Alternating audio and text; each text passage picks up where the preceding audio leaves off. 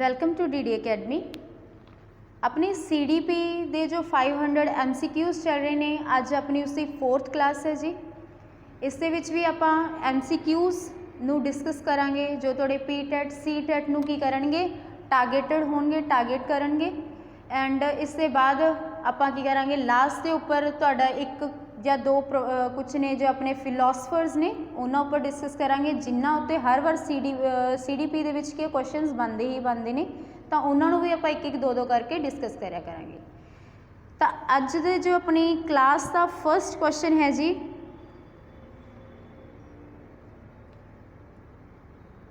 Question है human development is divided into domain such as. मनुखी विकास भागां विच वंडिया होया है जिस तरह इसमें ऑप्शनस ने psychological, cognitive, emotional and physical. पहली ऑप्शन दे विच तुहानूं दिता है मनोविग्यानिक, बुद्धि, भावना अते शरीरक। Option B physical, spiritual, cognitive and social. शरीरक, अध्यात्मिक, मानसिक अते समाजिक। Option C physical, cognitive, emotional and social, भाव शरीरक, मानसिक, भावनात्मक अते समाजिक। Option D emotional, cognitive, spiritual and socio psychological. ठीक है जी, भावनात्मक, मानसिक, अध्यात्मिक अते समाजिक मनोविज्ञान। हुण जे तुहाडा एक क्वेश्चन है वो डेवलपमेंट जो अपना कॉन्सैप्ट है साइकोलॉजी का CDP का उस दे विचों लिया गया जी। ठीक है जी, डेवलपमेंट भाव विकास। इत्थे दो तत्थां की गल हुंदी है, एक ग्रोथ ते एक डेवलपमेंट। ग्रोथ का मतलब हुंदा है वाधा अते डेवलपमेंट भाव विकास। हुण अगर वाधे की आपां गल करिए, वाधे विच आ जांदा जी तुहाडा वाधा भाव वधना फुलना, जिहदे विच तुहाडे शारीरिक जो विकास की गल हुंदी है, भाव अपने फिजिकल डेवलपमेंट की जो गल हुंदी है वो आ जांदा तुहाडा ग्रोथ, जिहदे विच फिजिकल डेवलपमेंट दे विच कद दा वधना। ठीक है जी, अपना हो गया भार, कद भार, तो मसल्स का तो कि ब्रॉड होना, ये सारी चीज़ां की नेगियां तुहाडियां अपने फिजिकल डेवलपमेंट दे विच आ जांदियां ने। हुण फिजिकल डेवलपमेंट जिसनों की कर सकते हो, तुसी माप सकते हो, तोल सकते हो। ठीक है जी, ये आ गया। तो ये की हुंदा अपना कुछ कह लो एक उम्र तक जाके स्टॉप हो जाता है, यानी कि स्थिर हो जाता है। एक स्टैटिक अगर इन्हों आप गल करिए तो स्टैटिक प्रोसैस है। स्टैटिक प्रोसैस भाव एक टाइम पीरियड तक की होएगा, तो एक्सटेंड होएगा, बढ़ेगा, उसके बाद की होएगा ये रुक जाएगा। हुण ये तो हुंदा नहीं कि जो अपना वाधा है भाव जो शरीर है उम्र भर वाधा रहिंदा है, तो की हुंदा एक पीरियड ते जाके की हुंदा तुहाडा शरीर वधना बंद कर दिंदा है, वो हुंदी है जी ग्रोथ। ठीक है जी, हुण गल करिए डेवलपमेंट की। डेवलपमेंट भाव विकास, इहदे विच तुहाडे डेवलपमेंट के सारे एस्पैक्ट्स आ जाते हैं, जिहदे विच तुहाडे क्वालिटेटिव प्लस क्वांटिटेटिव दोनों तरीके के जो कि एस्पैक्ट्स आ जाएंगे। हुण डेवलपमेंट की अगर आप गल करिए तो डेवलपमेंट के तुहाडे टोटल 6 जो होंदे ने डोमेन्स होंदे ने। किहड़े-किहड़े जी? फिजिकल डेवलपमेंट जो ग्रोथ दे विच आपां जिहदे बारे गल कीती। उसके बाद आ जांदा तुहाडा कॉग्निटिव डेवलपमेंट भाव मैंटल डेवलपमेंट। इसके बाद इमोशनल, सोशल, मॉरल, लैंग्वेज। ठीक है जी, तो ये तुहाडे डेवलपमेंट के 6 एस्पैक्ट्स ने, भाव 6 भाग ने। क्वेश्चन तुहानूं इसे दे विच ही पूछा गया कि ह्यूमन डेवलपमेंट के किहड़े-किहड़े जिहड़े ने तुहाडे भाग ने। ठीक है जी, तो फिर ये विच की तुहाडे 6 भाग ने। हुण इन्हां विचों देख लो तुहाडे किहड़े-किहड़े भाग शामिल हैगे ने, किहड़े-किहड़े नहीं हैगे। तो ऑप्शन ए दे विच तुहाडे कोल साइकोलॉजिकल, कॉग्निटिव, इमोशनल ते फिजिकल है। ऑप्शन बी विच physical, spiritual, cognitive and social. Option C दे विच physical, cognitive, emotional and social. Option D emotional, cognitive, spiritual ते सोशियो साइकोलॉजिकल। ठीक है जी, तो इसकी तुहाडी जो राइट ऑप्शन होएगी, राइट आंसर आएगा जी तुहाडा option number C, physical, cognitive, emotional and social. ये तुहाडा राइट आंसर बनेगा। सारे की ने डेवलपमेंट के की ने ये भाग ने, इन्हां नाल की हुंदा है सारे एक दूजे नाल की करते हैं रिलेट हुंदे ने। एक डेवलपमेंट दूसरे की डेवलपमेंट नूं प्रभावित करता है, इसलिए कि ने एक दूजे नूं प्रभावित करते हैं। ठीक है जी, तो यदा तुहाडा राइट आंसर बनेगा physical, cognitive, emotional and social. अगर दो होर ने तुहाडे जो वो है moral and language. Next question है अपना,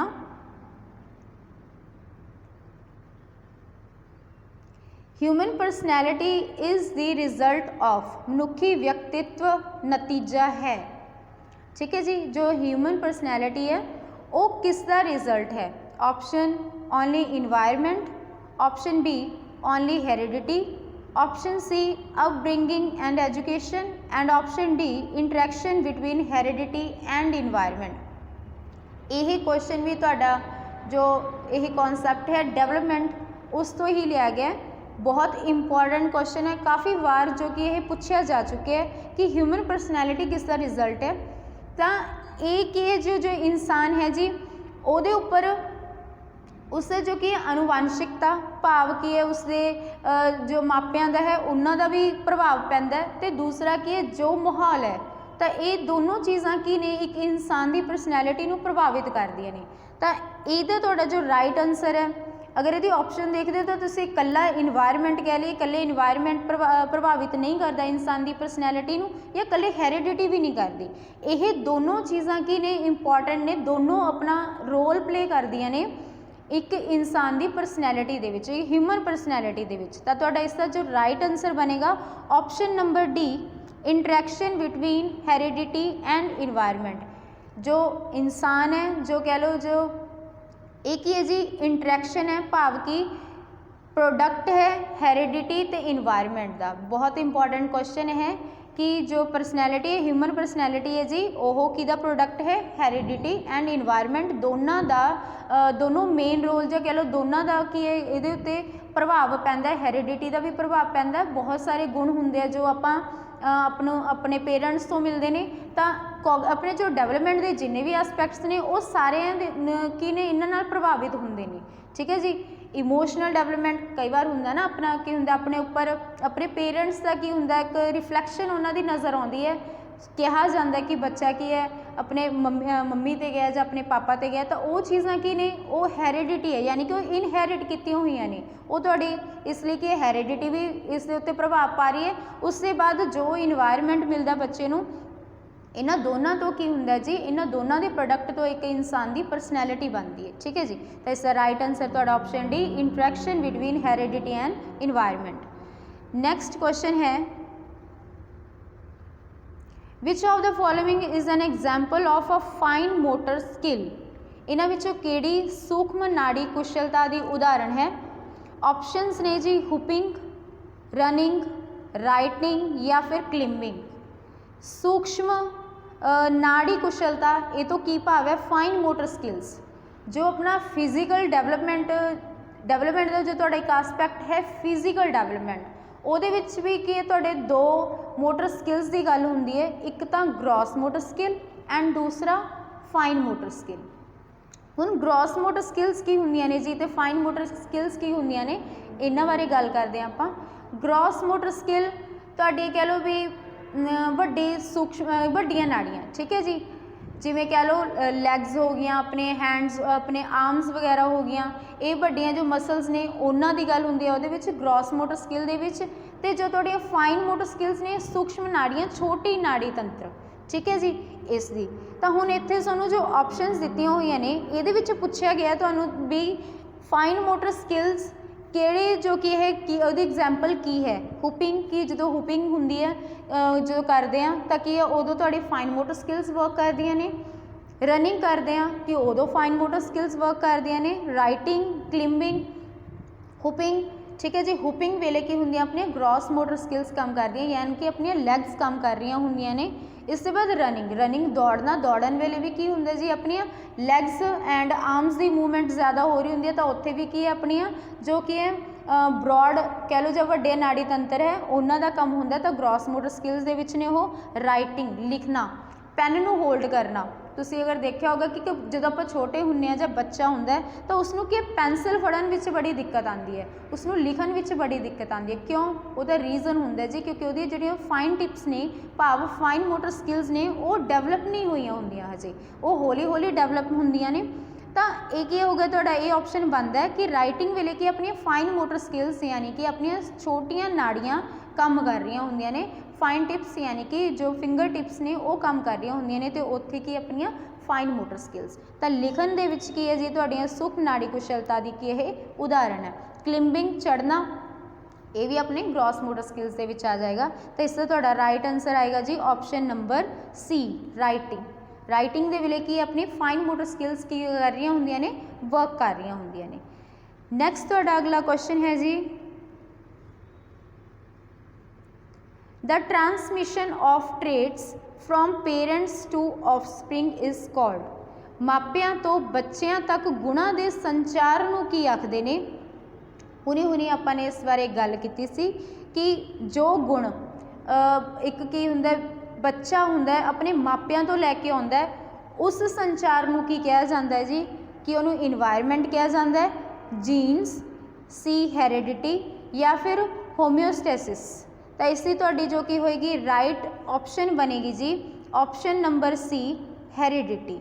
ठीक है जी, इसकी अपनी राइट आंसर आएगा ऑप्शन नंबर सी हैरिडिटी। जो गुण अनुवांशिकता हैरिडिटी भाव अनुवांशिकता जो गुण आपां नूं अपने पेरेंट्स तो मिलते हैं वो हुंदी है जी अपनी हैरिडिटी। ठीक है जी, नैक्सट तुहाडा जो क्वेश्चन है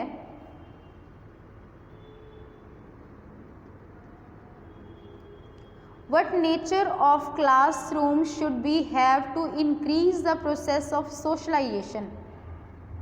समाजीकरण लई एक क्लास का माहौल किस तरह होना चाहिए है। सोशलाइजेशन समाजीकरण। ठीक है जी, इंसान की एक समाजिक प्राणी है, समाज विच रहना है।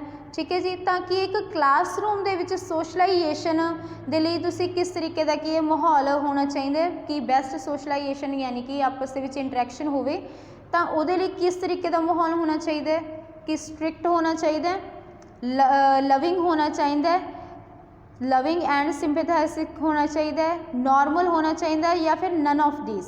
किस तरीके का माहौल होना चाहिए जी, सख्त होना चाहिए, प्यार और हमदर्दी भरिया होना चाहिए या फिर साधारण होना चाहिए। इंटरैक्शन होनी है सोशलाइजेशन के लिए की होंगी है जी अपने क्लास का माहौल की होना चाहिए, क्लास का माहौल होना चाहिए। तो इसका राइट आंसर बनेगा ऑप्शन नंबर बी कि क्लास का माहौल यह जा हो एक लवेबल काइंड ऑफ जो कि एक इन्वायरमेंट होवे जिथे की है कि प्यार और हमदर्दी भरिया कि आपस के विच इंटरैक्शन अगर तुहाडे चेहरे उत्ते स्माइल है प्यार तुसी की है एक वधिया ढंग दे नाल एक दूसरे नूं बुला रहे हो तो की होगा तुहाडा उत्थे बैटर वे दे नाल सोशलाइजेशन होएगा। ठीक है जी, तो यदा की है तुहाडी क्लास का फिर माहौल किस तरीके का होना चाहिए, हैल्पफुल कह लो, हमदर्दी भरिया प्यार भरिया होना चाहिए। ठीक है जी, तो इसका राइट आंसर बनेगा अपना ऑप्शन नंबर बी। इसके बाद तुहाडा नैक्सट क्वेश्चन है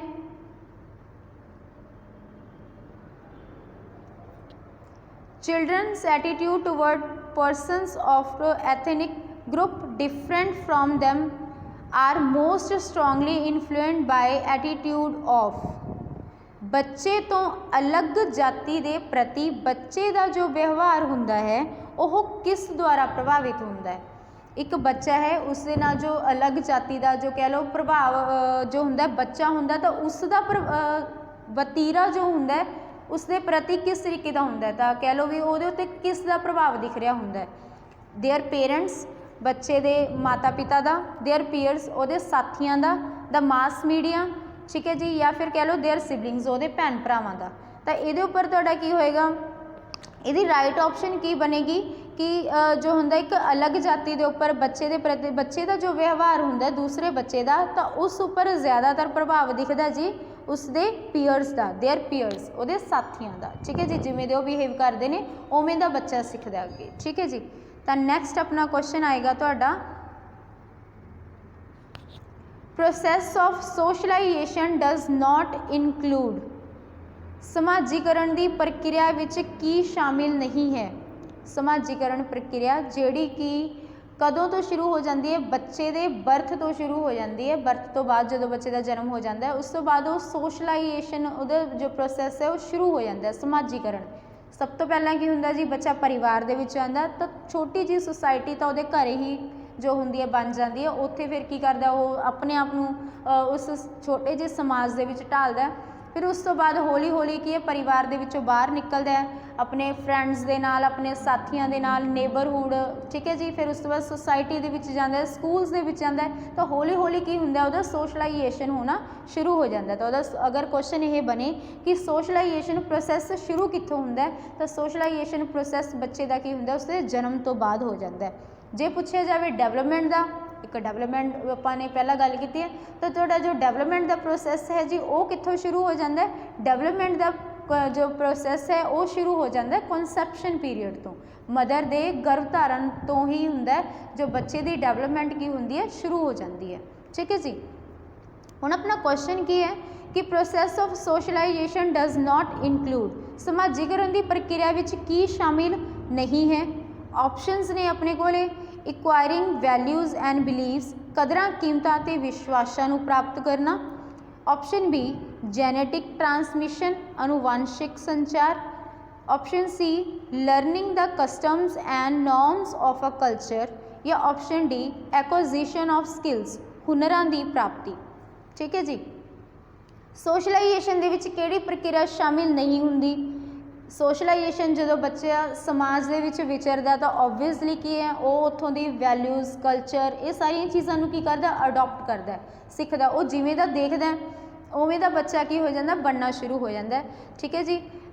तो की है फिर वो कदरां कीमतां ते विश्वासां नूं भी प्राप्त करदा है, सोशलाइज हुंदा, अपने आप नूं जदों की करदा वो समाज दे विच ढालदा है, तो समाज के अनुसार अपने आप में बना लैंदा है। तो तुहाडे ऑप्शन ए कह रही है। उसके बाद है कि जेनेटिक ट्रांसमिशन की सोशलाइजेशन दे विच अनुवांशिक संचार की आवश्यकता है। उस तो बाद है तुहाडा ऑप्शन सी सभ्याचार के रीति रिवाजां नूं सीखना, बच्चा समाज के विच रहिंदा है, समाज विच रहिंदे होए समाज के तौर तरीके, सभ्याचार, रीति रिवाज, इन्हां चीज़ों नूं भी की करदे आं आपां अडॉप्ट करदे आं, उहनूं की करदे आं सीखदे आं। इसके बाद हुनरां की प्राप्ति, समाज के विच रह के की है जी नवीं नवीं स्किल्स कह लो, एक्विजिशनस नूं इक्वायर करते हैं आपां। ठीक है जी। तो एक्विजिशन ऑफ स्किल भी तुहाडा राइट ऑप्शन है। इससे बाद की है तुहाडा इहदे पुछया की इंक्लूड नहीं है, तो इसका तुहाडा राइट ऑप्शन बनेगी ऑप्शन नंबर बी, समाजीकरण के उपर जेनेटिक ट्रांसमिशन का कोई भी प्रभाव नहीं पैंदा। ठीक है जी।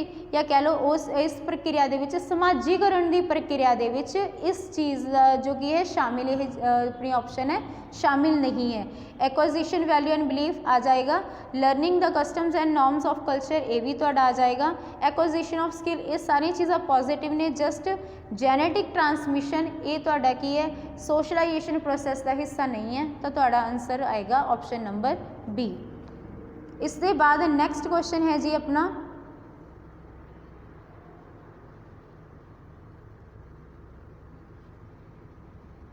विच of the following is not a part of social learning theory, इन्हां विचों केड़ा पार्ट सोशल लर्निंग थियोरी का नहीं है। नंबर ए जो है अपनी ऑप्शन नंबर ए है इमिटेशन, इसके बाद मॉडलिंग, ऑब्जर्वेशन, या फिर behavioural manifestation. Which of following is not a part of social learning theory, social learning theory का इस इन्हां विचों की नहीं है जी, इमिटेशन नहीं है, अनुकरण नकल करना एक तरीके की, मॉडलिंग किसी दूसरे नूं देख के सीखना, उहदे वांगू बनन की कोशिश करना, ऑब्जर्वेशन परीक्षण करना। ठीक है जी। And the last behavioural manifestation.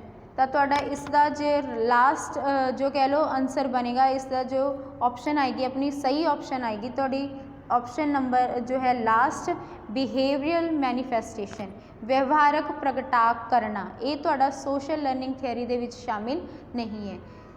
इसके बाद जो अपना नैक्सट क्वेश्चन आ जाता है जी,